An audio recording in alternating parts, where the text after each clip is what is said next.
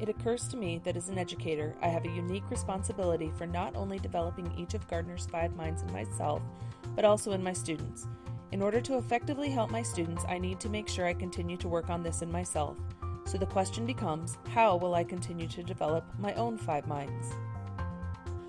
I will work on my discipline mind through expanding my understanding of earth, physical, and natural sciences, and exploring resources to use with my students. I will continue to develop discipline in the area of education through professional learning communities and trainings and collaboration with colleagues. Finally, I will continue to learn new and effective ways to bring technology into my classroom through this program and attending local and state conferences and trainings. Developing my disciplined mind will enhance my teaching and the experiences I bring to the students in my classroom. Synthesis is a natural process for educators as we need to take all of our knowledge about strategies and students and synthesize that information to create effective lessons and learning experiences. By learning from my colleagues in professional development, I will be able to synthesize new information with my previous knowledge and experiences to create meaningful instruction.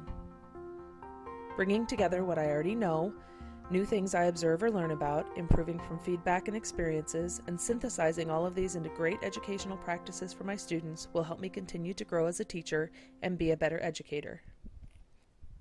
In developing my creative mind means moving beyond thinking of creativity just as related to art.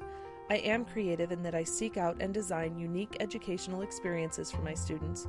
Bringing in new instructional strategies and using technology to foster creativity in my students are ways I will continue to develop creativity in myself and my teaching. Adapting ideas from interest boards and other teachers also gives me the opportunity to develop and inject creativity in my teaching. Addressing the respectful mind to me is all about actions. Showing respect for colleagues, administrators, students, parents, and families is one of the best ways in which I continue to strengthen my respectful mind. I can also work to gain a better understanding of people from other cultures, backgrounds, and ethnicities.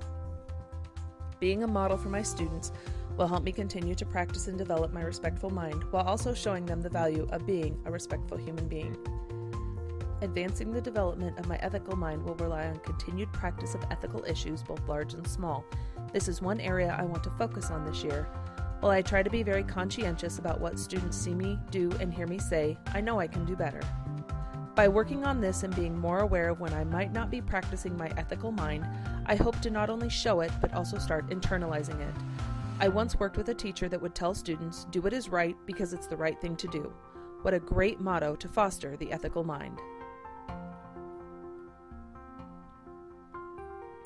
As a teacher, I have built a career on the value of continual learning and growing. I expect my students to do this and should expect nothing less of myself. Continuing through my career, I will use all the resources available to me to develop my 5 minds as put forth by Gardner. I will continue to use my experiences and knowledge not only to grow my own mind, but to demonstrate the importance of this to my students as they develop their own 5 minds for the future.